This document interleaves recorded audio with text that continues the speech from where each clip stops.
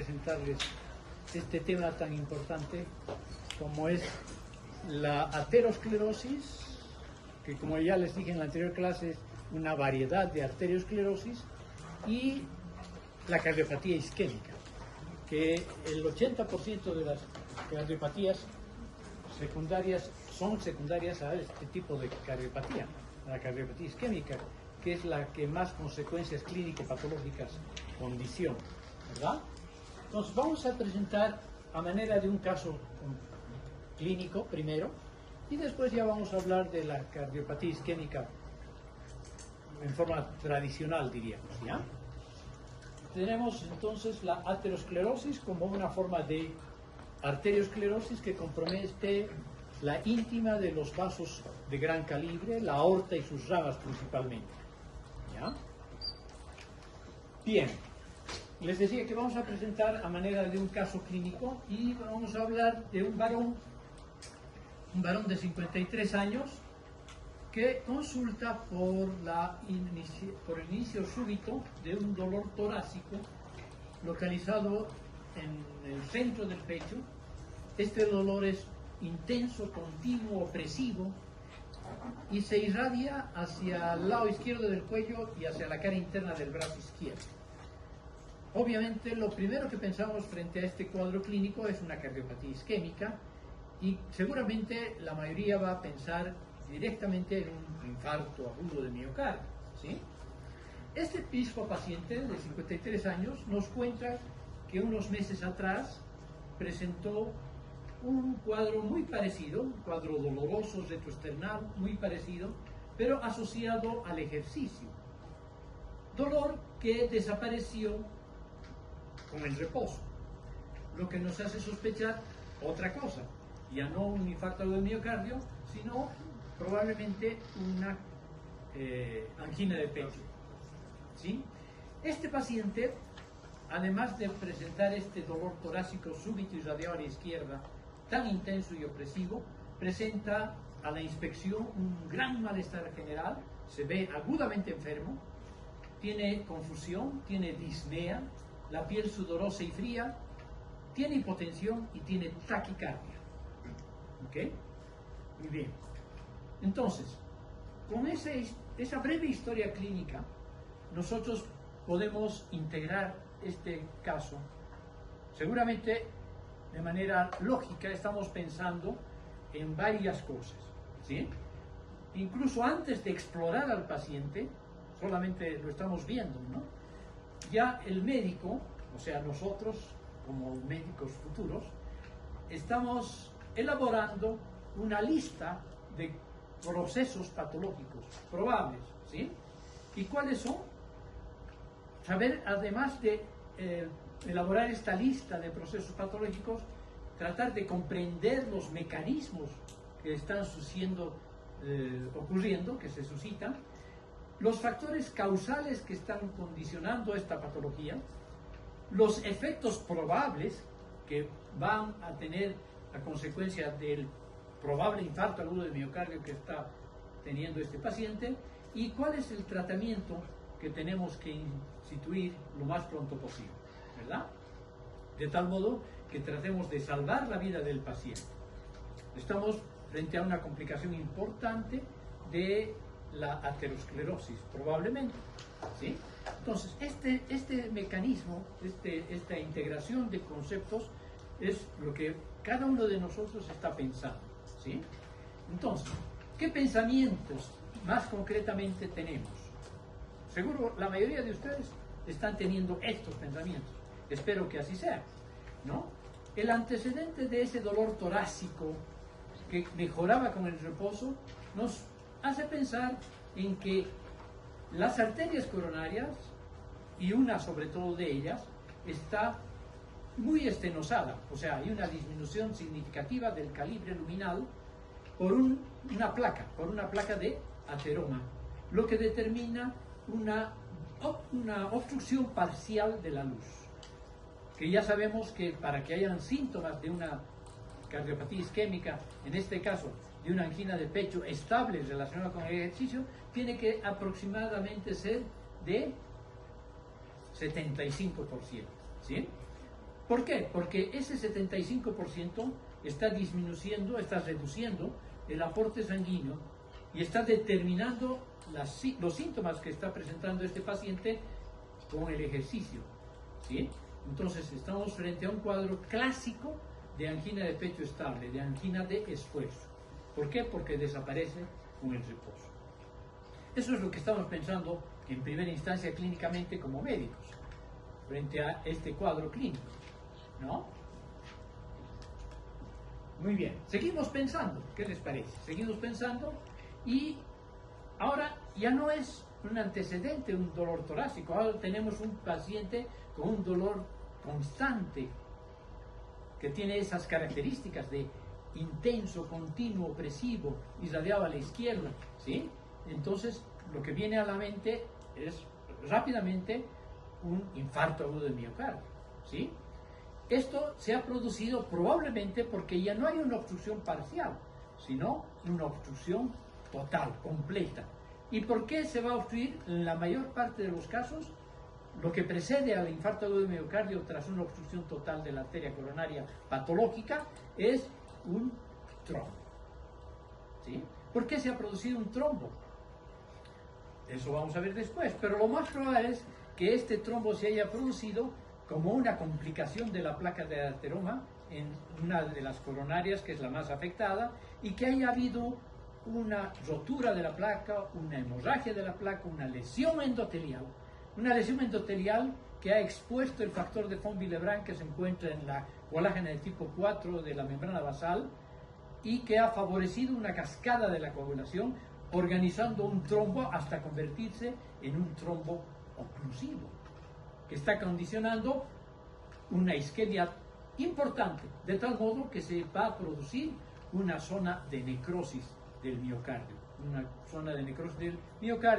que por las características clínicas, la hipotensión, la taquicardia, la disnea, la piel sudorosa y fría, que nos está hablando de un choque cardiogénico, es probablemente el ventrículo izquierdo el que está comprometido, ¿sí? Muy bien. Entonces, debo buscar, dado esto, signos y síntomas sugestivos de complicaciones inmediatas del infarto de miocardio, puesto que la zona infartada tarda unas 8 semanas en cicatrizar, ¿ya? Y hasta ese momento persiste el riesgo. ¿Persiste el riesgo de qué? De muerte, como complicación del infarto agudo de miocardio. Persiste el riesgo también, no solo de muerte, de que se repita el infarto de miocardio, ¿ya?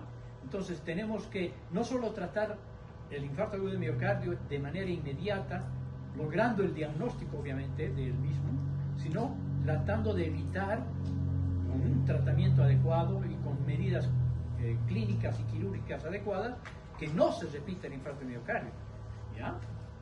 Muy bien. Las complicaciones pueden ser inmediatas o mediatas. El infarto agudo de miocardio tiene complicaciones, ¿sí? Que son las que pueden conducir a la muerte o a la sobrevida del paciente, dependiendo del tamaño del infarto y de la intervención de la medicina, ¿no? Las complicaciones inmediatas del paciente son la insuficiencia ventricular izquierda, que en este caso está presente, puesto que estamos con signos y síntomas de choque cardiogénico, ¿sí? Con la consiguiente reducción del gasto cardíaco, lo que justifica todas estas manifestaciones: la hipotensión, disminución del gasto cardíaco, la taquicardia, la piel fría y sudorosa y la disnea, porque al haber una insuficiencia ventricular izquierda, ese ventrículo izquierdo no puede bombear toda la sangre que le llega, el gasto cardíaco está disminuido y la sangre que le sigue llegando al ventrículo izquierdo tiene que, al no poder ser mandado hacia la aorta del todo, ir teniendo un flujo retrógrado. ¿Y hacia dónde va a retruir? Va a regresar hacia la aurícula izquierda primero, y después a las venas pulmonares, y después al lecho capilar pulmonar. Y a la larga tal vez puede incluso comprometer el ventrículo derecho, ¿no? Pero por el momento sabemos que hay un flujo retrógrado que está condicionando una congestión pulmonar, o sea, una hipertensión pulmonar, un aumento de la presión hidrostática de la circulación menor, de la circulación pulmonar. Y como saben ustedes, por las leyes de Franklin y Starling, cuando hay un aumento de la presión hidrostática, hay edema, hay salida de líquido del interior del vaso sanguíneo al espacio intersticial y un poco también hacia los alveolos, ¿no?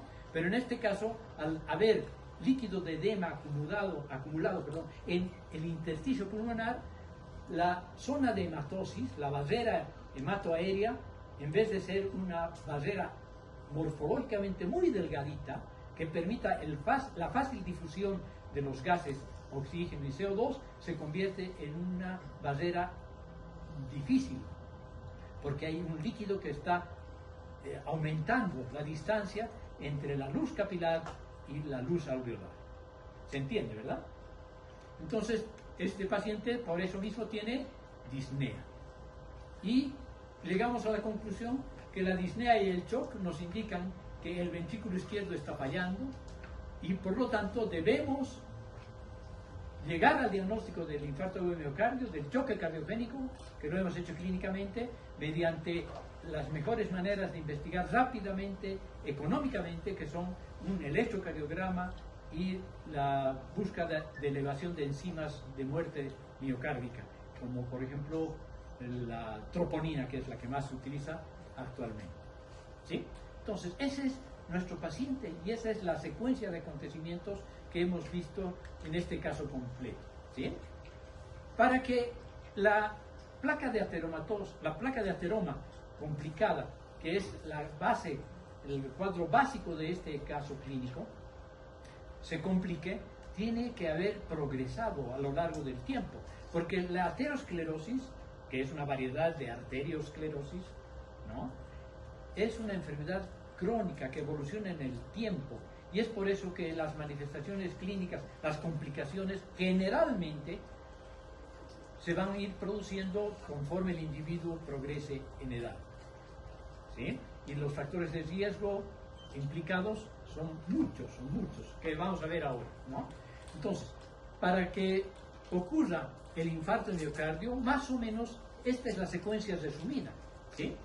Los factores de riesgo, que son modificables, no modificables, etcétera, emergentes, como vamos a ver, van a favorecer la evolución y las complicaciones del ateroma, que primero va a producir una obstrucción parcial del flujo de sangre, una angina de pecho, en este caso relacionada con el esfuerzo, una complicación mayor de la placa de ateroma por exposición por la lesión endotelial y las alteraciones del flujo sanguíneo, una obstrucción total del flujo de sangre y infarto. ¿Y el infarto qué va a causar? Insuficiencia ventricular izquierda. Y si la insuficiencia ventricular izquierda es grave, como por ejemplo cuando ocurre que la zona infartada del miocardio izquierdo está comprometiendo alrededor del 40% de esa pared, entonces hay un choque cardiogénico. ¿Sí? Muy bien. Entonces, tenemos que investigar, ¿sí?, si se trata realmente de un infarto de miocardio, ya les decía, mediante los mecanismos más rápidos y eficaces que tenemos a la mano, el electrocardiograma y las enzimas liberadas por el músculo cardíaco muerto hacia la sangre, troponina sobre todo. Muy bien. Entonces, una vez que estemos seguros de que se trata de un infarto de miocardio, hacemos con el tratamiento, ¿no? Concretamos el tratamiento. Fármacos que faciliten la lisis del trombo o una lisis también mecánica a través de una cateterización, que es lo que se hace actualmente, y posteriormente se procederá a hacer bypasses y a cambiar de sistema de vida, etcétera, etcétera, a disminuir los factores de riesgo, ¿verdad? Bien, repasemos ahora las cosas más importantes de un ateroma. Voy a tener que ser breve porque esta es una clase muy larga, pero vamos a explicar lo más importante solamente, ¿ya? Vamos a puntualizar una cosa. De hecho, lo primero que tenemos que puntualizar es esto: la enfermedad de la íntima arterial más importante, la aterosclerosis. ¿Por qué es importante? Porque compromete la íntima, por una parte, y porque compromete vasos de gran calibre y de mediano calibre, sobre todo a la aorta y sus ramas principales, ¿ya? Es una patología multifactorial, no hay una causa, múltiples causas que se llaman factores de riesgo, y sus consecuencias clínico-patológicas son variadas y muchas de ellas mortales. El ejemplo típico, el infarto agudo del miocardio. ¿Sí? Entonces, es la más frecuente e importante enfermedad arterial, arterias musculares grandes y pequeñas, y se trata de la acumulación paulatina de una papilla grumosa rica en lípidos y acompañada de mayor o menor grado de fibrosis y de proliferación de células musculares. ¿Sí? Bien. Esta es una enfermedad importante y es multifactorial. ¿Sí? Es multifactorial. Y básicamente vamos a dividir a los factores de riesgo en no modificables, modificables y otros modificables de menor importancia. ¿Sí? Los no modificables son la edad, es una enfermedad que evoluciona en el tiempo cronológicamente, el sexo, los varones se comprometen, se complican más precozmente que las mujeres, en aproximadamente 10 años de rango, y los antecedentes familiares y algunas anomalías genéticas, entre las cuales están estas como más importantes, las mutaciones que causan trastornos del metabolismo lipídico, como la hipercolesterolemia familiar, con estas mutaciones de estos genes, y la hematopoiesis clonal. ¿Ya? Donde hay mutaciones de las células sanguíneas madre, de estos genes, que aceleran la inflamación vascular, y también algunos otros genes que tienen que ver con polimorfismos de la enzima convertidora de angiotensina, que también aumentan el riesgo y los antecedentes familiares. Hay muchos otros factores de riesgo, estos son genéticamente los más destacables. Entre los modificables, que son también importantes y que pueden además modificarse justamente como dice su nombre, están la hipercolesterolemia, que no necesariamente es la familiar, ¿no?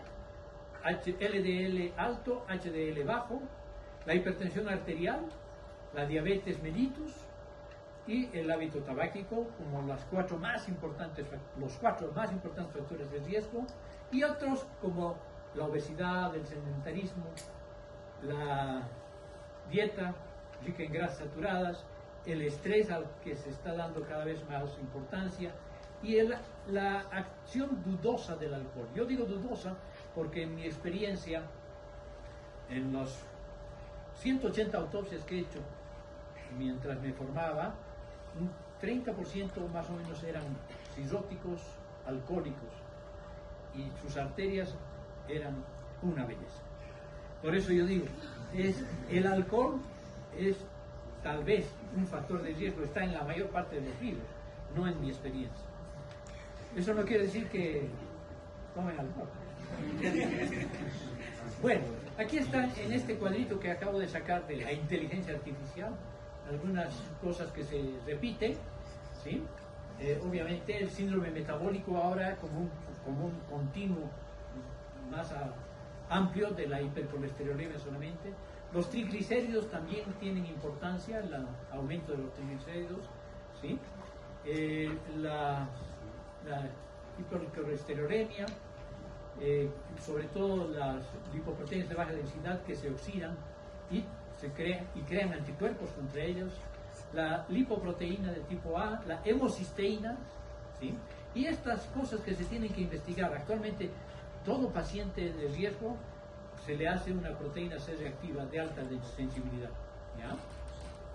Y todo lo demás es básicamente lo mismo. Bueno, el atorón. Todavía su patogenia es incierta, pero obviamente hay muchas hipótesis. Las más valoradas son la hipótesis trombogénica, ¿sí?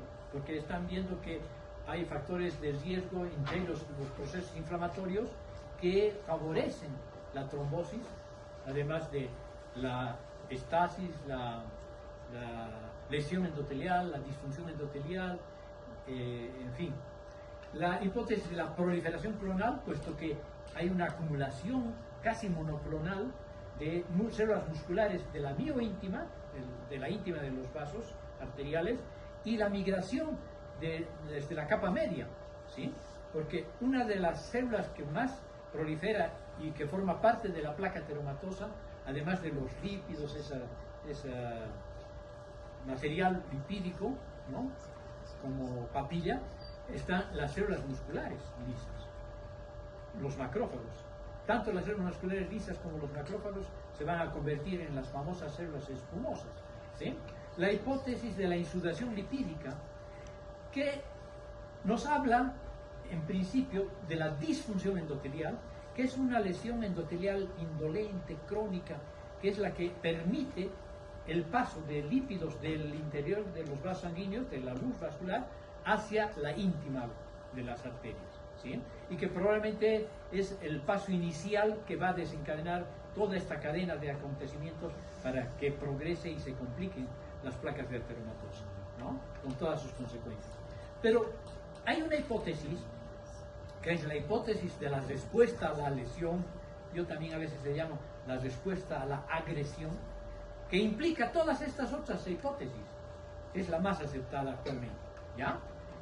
Porque tiene que ver con la insudación lipídica, tiene que ver con la proliferación de las células musculares lisas, la migración de células inflamatorias, leucocitos, macrófagos sobre todo, linfocitos, T sobre todo, y la actividad trombogénica, la activación de las plaquetas, porque muchas de las células que forman parte o no de la placa ateromatosa se activan y van determinando un círculo vicioso para su progresión y evolución, ¿ya? Y también se está hablando mucho, ya no recientemente, desde hace bastante tiempo, de infecciones, virus y la clamidia pneumoniae sobre todo, ¿ya? Y es así más o menos la historia natural de este proceso, ¿ya? De una manera muy resumida. Fíjense ustedes, aquí tenemos una parte de la arteria, de una arteria muscular de mediano calibre, ¿sí? Primero viene la respuesta a la lesión. ¿Cómo? Por la disfunción endotelial. Vean, en este artículo se hablaba todavía de disfunción endotelial, que es una palabra que me gusta mucho, porque significa un proceso lento y progresivo de alteración de la permeabilidad para los lípidos del endotelio, ¿sí? Eso va a permitir entonces la permeabilidad, la adhesión de leucocitos, macrófagos y la migración de monocitos hacia la íntima. Y también la insudación lipídica, obviamente, ¿sí? Esto va a aumentar progresivamente, permitiendo la migración de las células musculares hacia la íntima, la acumulación de esa papilla grasa, la migración de células de macrófagos y de otras células inflamatorias, la acumulación de plaquetas y la activación de las mismas, la liberación de muchísimos factores de crecimiento y proinflamatorios por parte del endotelio, de los macrófagos, de los linfocitos T sobre todo, de las células musculares, en fin, todas las células se activan y van formando cada vez aumentando este proceso, ¿sí? Aquí ya tenemos macrófagos y células musculares lisas que han fagocitado este material lipídico, y por último tenemos una placa, pero todavía estable, bien desarrollada, ¿ya? Que tiene una papilla lipídica con residuos de lípidos y una especie de coraza fibrosa de colágeno, ¿sí? Y fibroblastos, y también células musculares lisas que mantienen por un tiempo variable, a veces mucho tiempo, esta placa ateromatosa sin dar complicaciones, o sea, estable, ¿ya? Hasta que llega un momento en que ocurre lo que tiene que ocurrir. No siempre ocurre, pero si ocurre, hay rotura de la placa y otras complicaciones, hemorragia, etcétera, etcétera, ¿no? Y entonces, ahora tenemos otro algoritmo. Los factores de riesgo, que ya sabemos qué son, cuáles son. La disfunción endotelial, que es una lesión crónica del endotelio, qué bonito, ¿no? Va a permitir todos estos mecanismos, va a permitir la adherencia plaquetaria, con la activación y la liberación de factores de proliferación derivados de las plaquetas, y estos factores de proliferación van a capturar, van a determinar la migración, la proliferación de células mioíntimas y la migración de células musculares de la media, ¿sí? Van a inhibir el endotelio disfuncional, va a inhibir la los factores anticoagulantes naturales, como el óxido nítrico, va a permitir la difusión de proteínas plasmáticas hacia la íntima, lipoproteínas sobre todo, la oxidación de estos lípidos de baja densidad y la captación y síntesis de colágeno. Por otra parte, y en forma concomitante, todo esto ocurre en forma concomitante, pero de manera indolente, lentamente progresiva, la migración de células inflamatorias a la íntima, como hemos visto, la formación de células espumosas, la activación de estas células espumosas, y no solo de los macrófagos, de las células musculares lisas, que van a también causar, liberar citoquinas proliferativas para que proliferen más aún, para migrar células inflamatorias y proliferar las células musculares, ¿ya? Y en última instancia la síntesis de colágeno, que va a determinar un crecimiento de la placa ateromatosa. Y aquí tenemos un diseño más o menos de lo que ocurre, ¿ya? Creo que estaba más bonito secuencialmente en las anteriores diapositivas.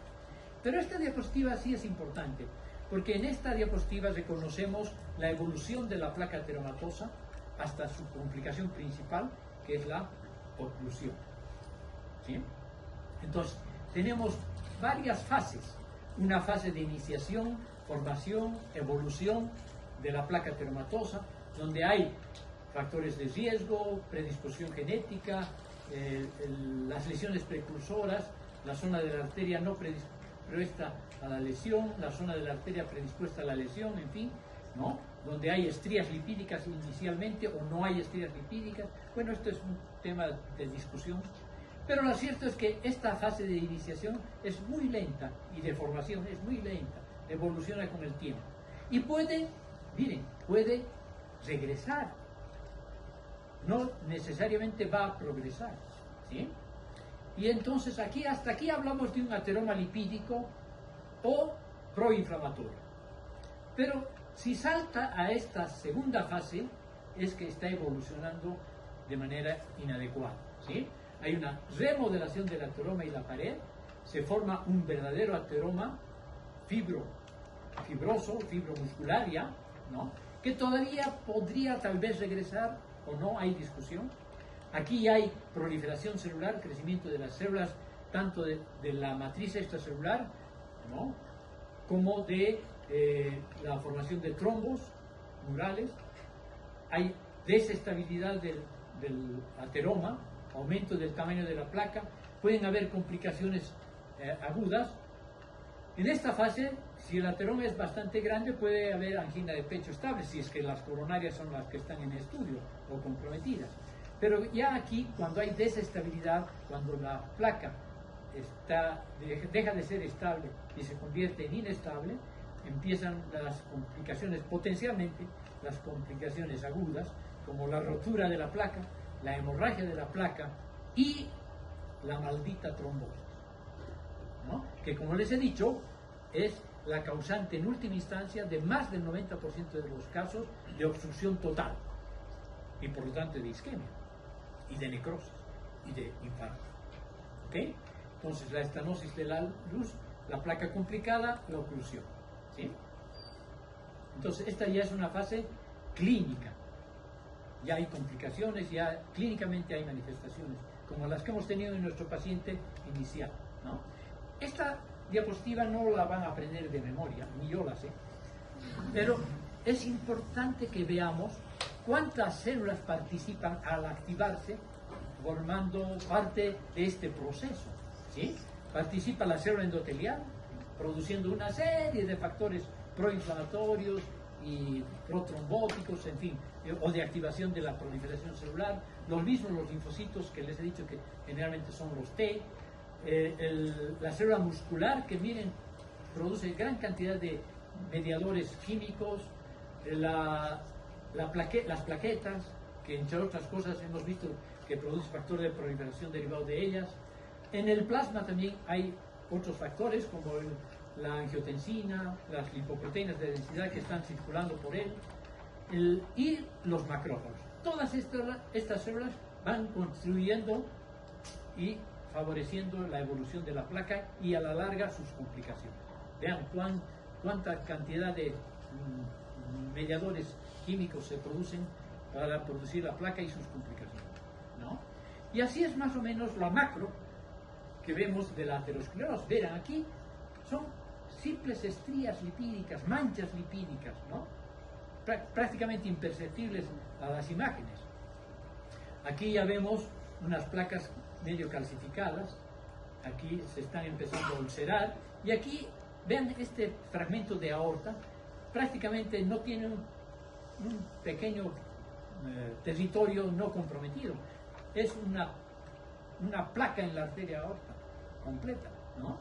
Son placas calcificadas, ulceradas, etcétera, etcétera. Y claro, cuando se rompen las placas, cuando hay hemorragia en las placas, cuando se ulceran las placas y se ocurre la lesión endotelial, pero esta vez no la disfunción endotelial, sino la lesión endotelial, que es prácticamente una herida en el endotelio, y se expone a la membrana basal, se activa el factor de von Willebrand, ¿sí? Y la cascada de la coagulación y la formación de trombos, que pueden evolucionar hasta convertirse en un trombo oclusivo, ¿ya?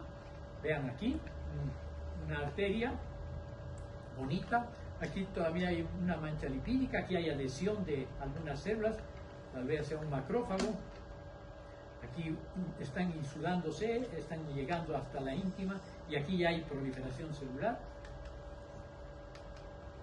¿sí? Vean, aquí se están formando plaquetas, eritrocitos y la malla de fibrina que va atrapando más plaquetas hasta poder potencialmente ocluir el vaso, ¿sí?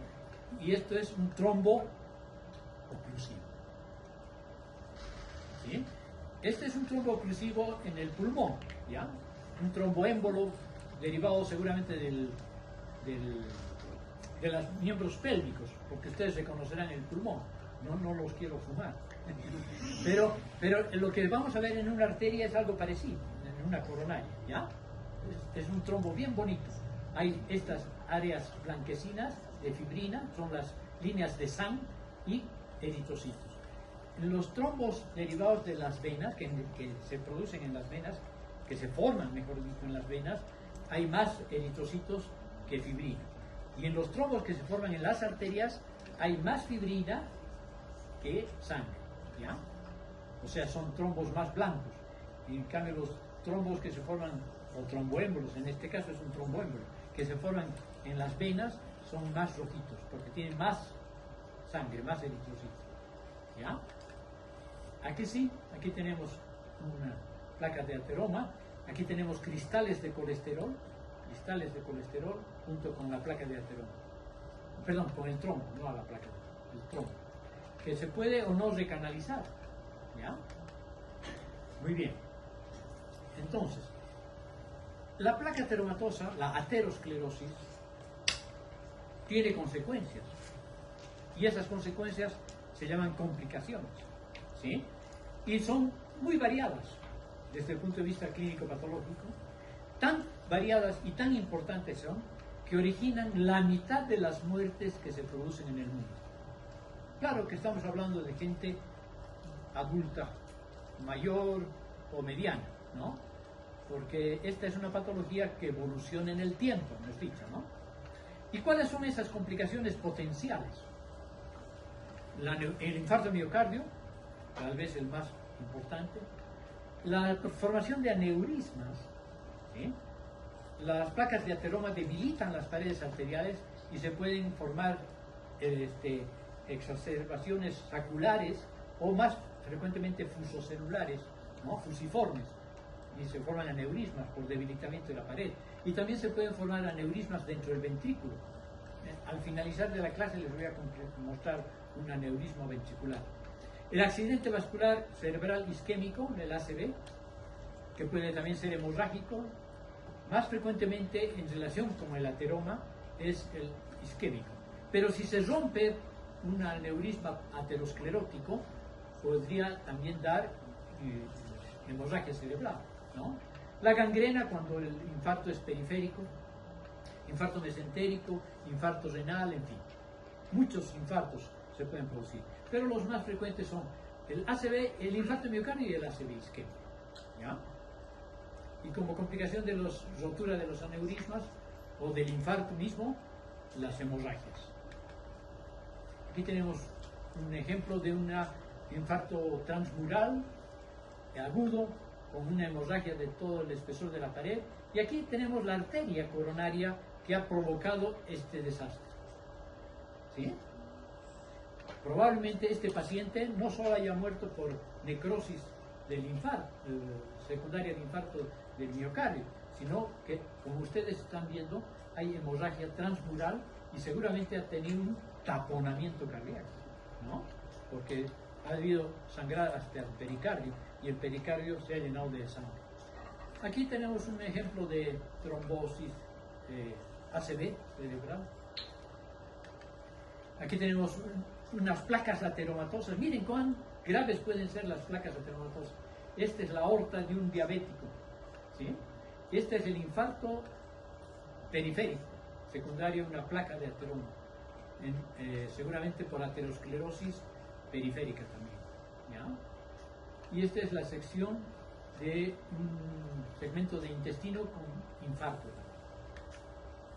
Bueno, ahora vamos a la segunda parte del tema, ¿ya?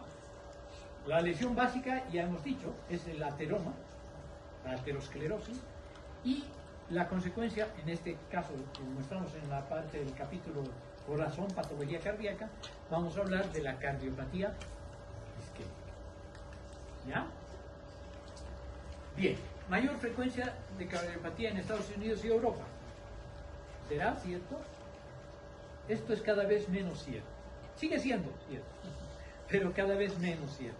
¿Ya? Esta es una patología globalizada ya. ¿De acuerdo? En México hay tantos diabéticos como en Europa o más. En Bolivia también, ¿quién no tiene un conocido diabético? O hipertenso, o que tenga hipercolesterolemia, o que tenga antecedentes de infarto de miocardio, ¿no?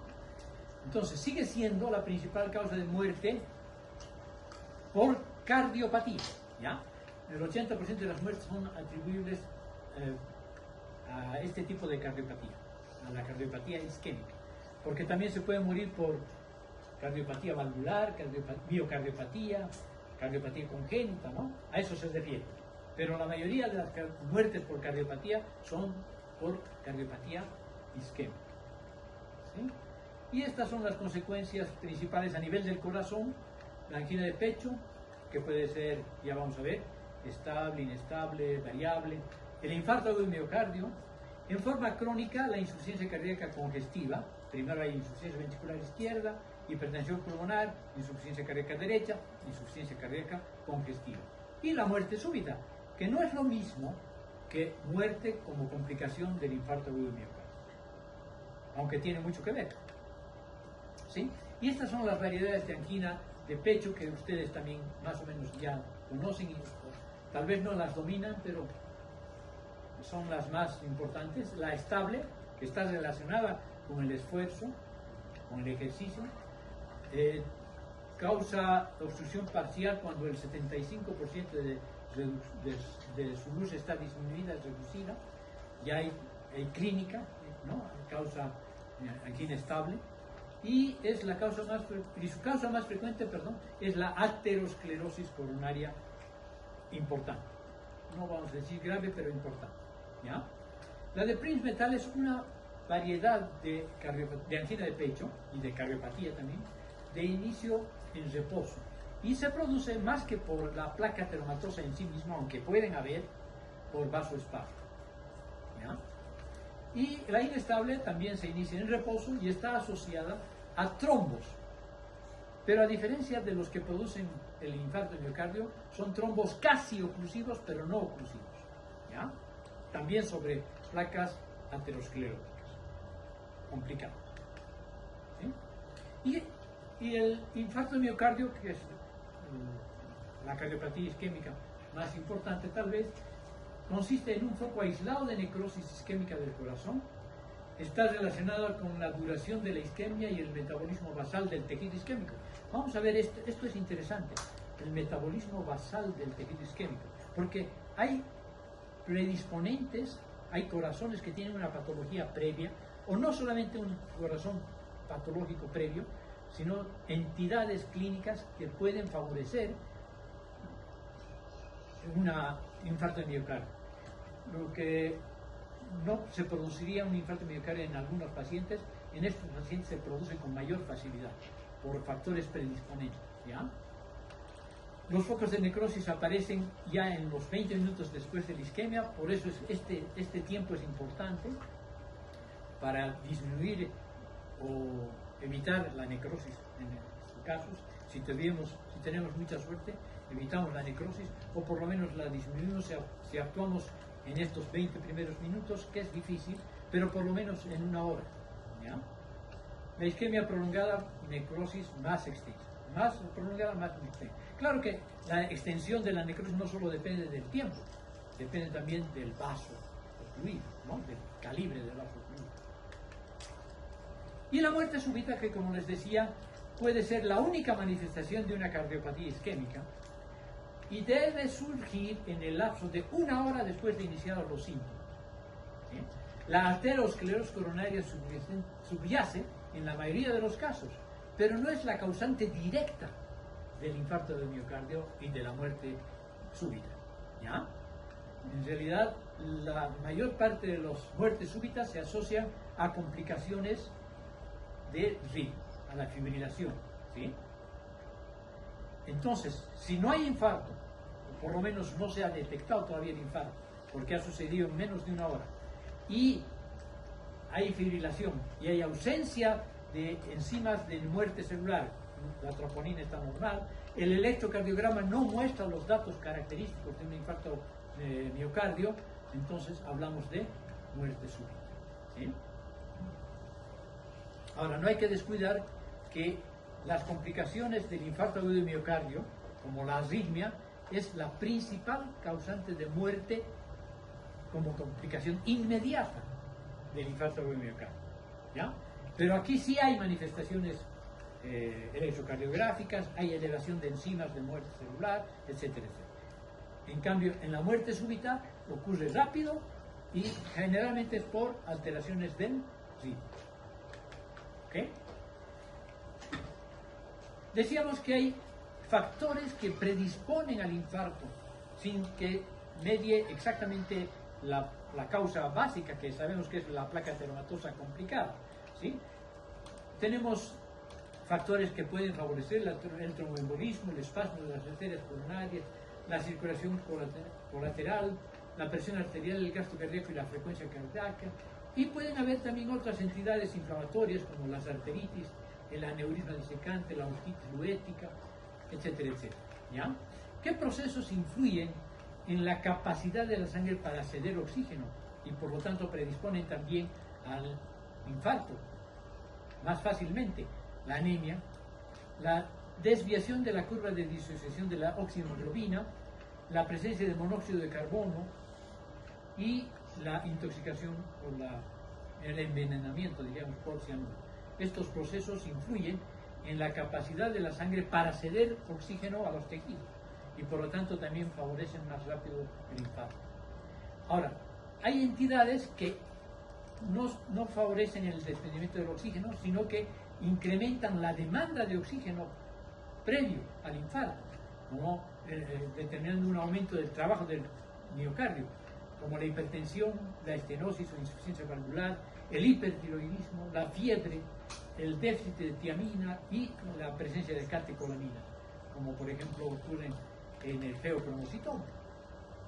Bueno, los infartos pueden, según su localización, ser subendocárdicos o transmurales, ¿sí? Los subendocárdicos afectan en general a la mitad interna o al tercio de la mitad interna del miocardio, ¿sí? El ventrículo. No afectan todo el espesor de la pared, no están asociados a trombos coronarios oclusivos, suelen deberse a causas de isquemia crónica, de hipotensión, el choque por otras causas no cardiogénicas, y no hay epicarditis. Una complicación importante del infarto de miocardio transmural es la epicarditis. En el caso del subendocárdico no hay epicarditis y en general tampoco hay taponamiento cardíaco, obviamente. puede ser territorial de alguna de las arterias coronarias o puede ser circunferencial de varias arterias coronarias o por isquemia crónica, o una hipotensión crónica, por ejemplo, ¿no? Y los transmurales, los clásicos infartos del miocárdico, son los más frecuentes, ¿no? Producen generalmente choques, se complican con insuficiencia ventricular izquierda, la epicarditis es frecuente y pueden complicarse con algunas otras cosas como aneurismas, ¿sí?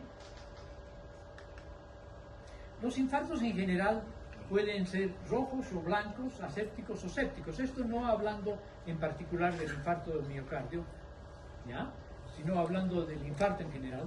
Los rojos tienen más sangre que fibrina y plaquetas. Los blancos tienen más plaquetas y fibrina que sangre, que eritrocitos, no quiero decir. Los asépticos generalmente son los que no tienen contaminación microbiana, sobre todo bacteriana. Y los sépticos, pues son los que derivan, por ejemplo, de una endocarditis bacteriana que se forma como un tromboémbolo séptico, ¿no? Y esta es la evolución secuencial de acuerdo a la cronología del infarto agudo del miocardio. Miren, de 0 a 4 horas no hay cambios visibles, puede haber un poquito de presión del glucógeno. De 4 a 12 horas empiezan a haber las famosas fibras acidófilas y onduladas y puede haber un poco de edema, sobre todo en las mitocondrias.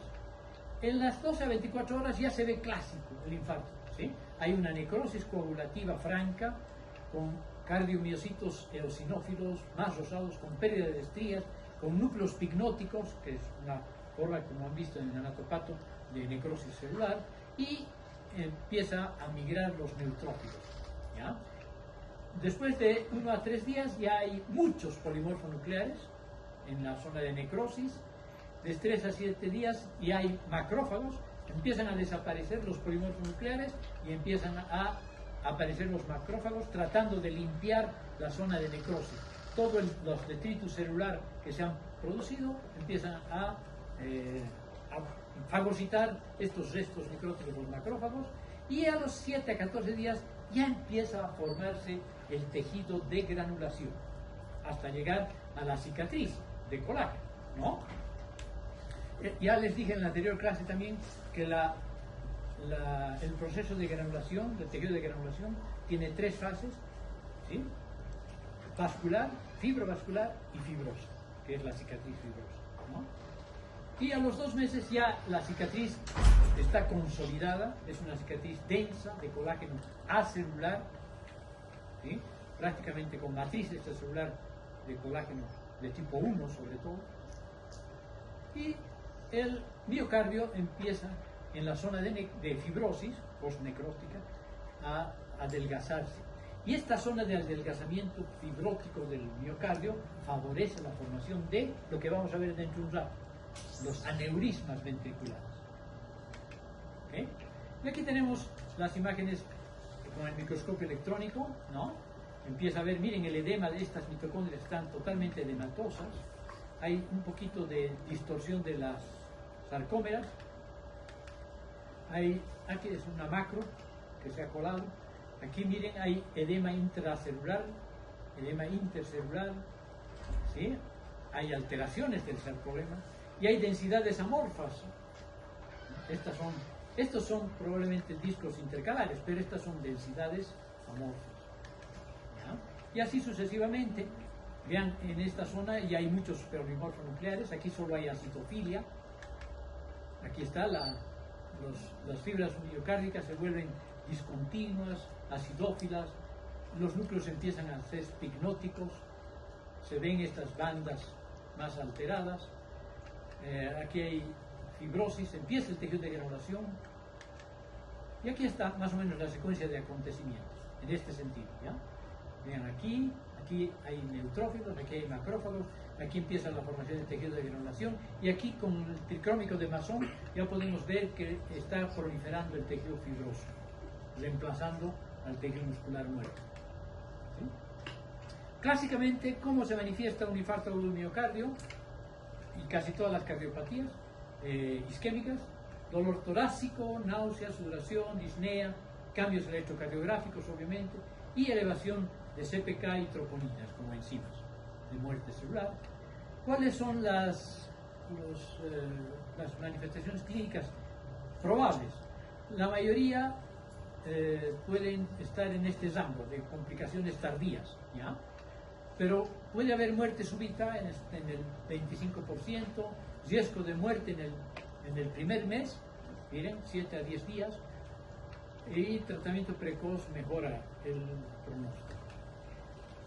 Complicaciones inmediatas. Arritmias como primera complicación, como más frecuente. La insuficiencia cardíaca congestiva, el choque cardiogénico como insuficiencia ventricular izquierda aguda, ¿sí? Sobre todo cuando el tamaño del infarto está alcanzando el 40% del volumen muscular roto o necrosado. La rotura ventricular, que puede causar pericarditis, incluso cortocircuitos de izquierda a derecha, y también taponamiento cardíaco aquí, ¿no? La insuficiencia mitral, las consecuencias tardías o mediatas son la insuficiencia mitral grave por rotura de los músculos papilares, la pericarditis fibrinosa, la trombosis mural, embolización periférica, la aneurisma ventricular infartado, el infarto es a repetición del aneurisma ventricular que vamos a ver, aquí tenemos. Miren, aquí hay músculo todavía, este es un ventrículo izquierdo sagitalmente cortado, ¿lo reconocen? ¿Sí? Aquí hay un poco de músculo, aquí hay otro poco de músculo, y esta es la pared lateral. Gran parte de esta pared está reemplazada por tejido fibroso, y si ustedes ven tridimensionalmente esto, van a darse cuenta que aquí hay un abombamiento. Esto es lo que se llama el aneurisma ventricular. ¿Ok? Muy bien. Lo hice rápido, a pesar de que era alta materia. Gracias.